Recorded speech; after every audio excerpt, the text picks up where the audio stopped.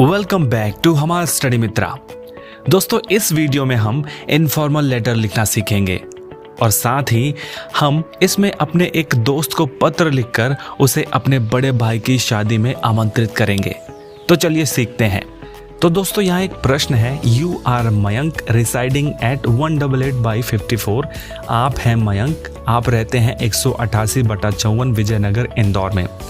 प्रश्न आगे बोलता है, write a letter to your friend Shubham inviting him to attend the marriage ceremony of your elder brother. यानी आपके बड़े भाई की शादी में शुभम को इनवाइट करने के लिए उसे पत्र लिखना है। शुभम को पत्र लिखना है। तो देखते हैं कि पत्र कैसे लिखते हैं। और लिखने के पहले हम जानते हैं थोड़ी पत्र के बारे में, लेटर के बारे में। तो लेटर का हिंदी अर्थ बताने की किसी को ज़रूरत नहीं है। आप सबको पता है लेटर का मतलब होता है पत्र, लेटर का मतलब होता है खत या फिर चिट्ठी। और मेनली ये होते हैं दो प्रकार के, एक होता है फॉर्मल और दूसरा होता है इनफॉर्मल। फॉर्मल हम यूज़ करते हैं ऑफिस में, है ना। जब हम किसी को जैसे कलेक्टर को पत्र लिख रहे होते हैं तो वहाँ पे हम फॉर्मल लेटर यूज़ करते हैं। प्रिंसिपल को लिखना होता है तो वहाँ पे हम फॉर्मल लेटर यूज़ करते हैं। किसी बिजनेसमैन को लिखते हैं तब भी वहाँ पे हम फॉर्मल लेटर यूज़ करते हैं। इनफॉर्मल लेटर हम कब यूज़ करते हैं? जब हम किसी फैमिली के मेम्बर को लिख रहे होते हैं, जब हम फ्रेंड को लिख रहे होते हैं, उसके अलावा जब हम किसी रिलेटिव को लिख रहे होते हैं तब भी हम किसका इस्तेमाल करते हैं? इनफॉर्मल लेटर का इस्तेमाल करते हैं। तो ये बात हो गई फॉर्मल और इनफॉर्मल की। मेन दो प्रकार के होते हैं, फॉर्मल और इनफॉर्मल। अब आगे हम देखेंगे कि इनफॉर्मल लेटर कैसे लिखते हैं। इनफॉर्मल लेटर लिखने का एक फॉर्मेट है। सबसे पहले लेफ्ट हैंड साइड या राइट हैंड साइड में लिखने वाले का एड्रेस, लिखने वाले का पता और दिनांक। इससे ये पता चलता है कि लिखने वाला कहाँ से लिख रहा है और कब लिख रहा है। कहीं ऐसा तो नहीं है कि आज बैठ के लिख रहा है और पता चला कि 1 साल बाद पत्र उसको मिल रहा है। तो इस डेट से पता चलना चाहिए कि कब बैठ के लिख रहा है, कहाँ से लिख रहा है। दूसरी चीज़ जो आती है वो है सैल्यूटेशन। सैल्यूटेशन यानी हम बोले हिंदी में अभिवादन करना, है ना। हम बोलेंगे जैसे किसी दोस्त को लिखना है पत्र तो हम दोस्त का, मान के चलो दोस्त का नाम है सोनू, तो डियर सोनू, इस तरह से हम वहाँ पे अभिवादन करेंगे।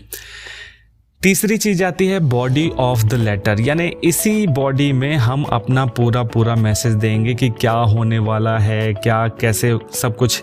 जैसे शादी के बारे में हमको बताना है कि इस तारीख को शादी है, आना है तुमको, ये सब आ रहे हैं। तो यहाँ पे हम बॉडी में पूरा अपना मैसेज देंगे।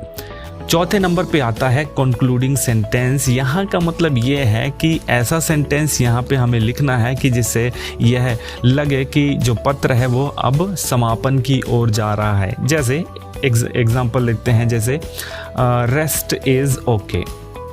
रेस्ट इज़ ओके का मतलब बाकी सब ठीक है। या फिर हम कभी कभी लिखते हैं सी यू सून, यानी जल्द ही मुलाकात होगी, जल्द ही आपसे मिलेंगे। तो ये कंक्लूडिंग सेंटेंस ऐसे होते हैं। आगे बढ़ते हैं। पांचवा जो है वो है सब्सक्रिप्शन और छठवां है राइटर्स नेम। सब्सक्रिप्शन के अंदर हम अपने ऐसे लिखेंगे, जैसे हम पत्र लिख रहे हैं तो आखिरी में हम ऐसे लिखेंगे कि योर लविंग फ्रेंड या फिर योर्स सिंसियरली। इस तरह से हम यहाँ पे सब्सक्रिप्शन में लिखेंगे और नीचे रहेगा राइटर का नाम। फॉर एग्जांपल यहाँ पे राइटर जो है वो मयंक है, तो लास्ट में क्या लिखेंगे हम? मयंक। तो ये है हमारा फॉर्मेट। अब एक एग्जाम्पल लेके इस फॉर्मेट की तरह हम एक पत्र लिखते हैं।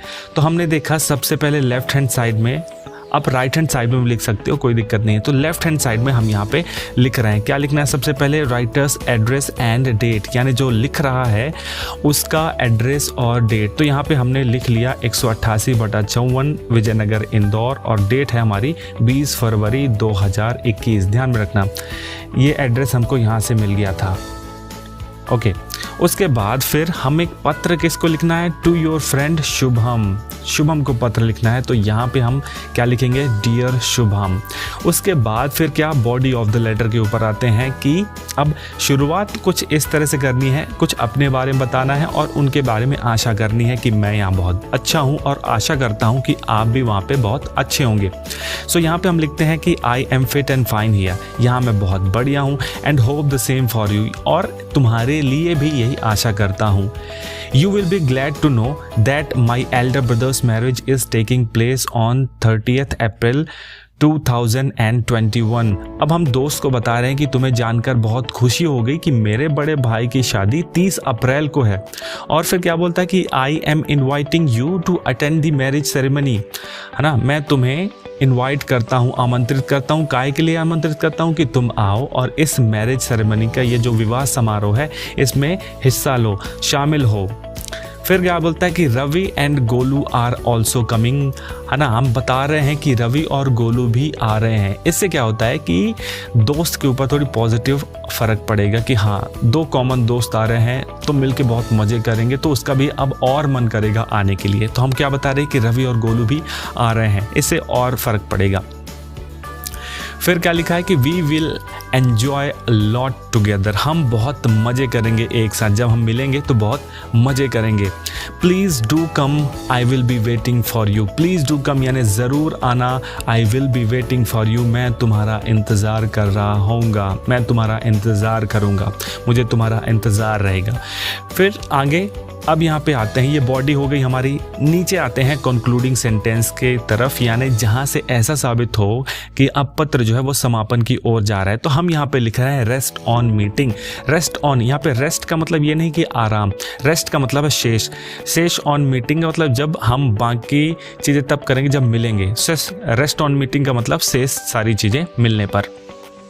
फिर आते हैं सब्सक्रिप्शन और राइटर्स के नाम के ऊपर। सब्सक्रिप्शन में भाई योर्स सिंसियरली मयंक, यहाँ पे हम ऐसा भी लिख सकते थे योर लविंग फ्रेंड और नीचे मयंक।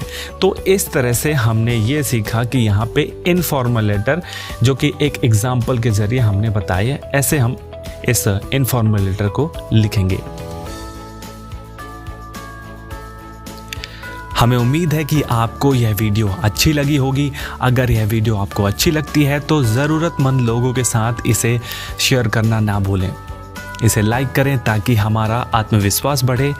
धन्यवाद।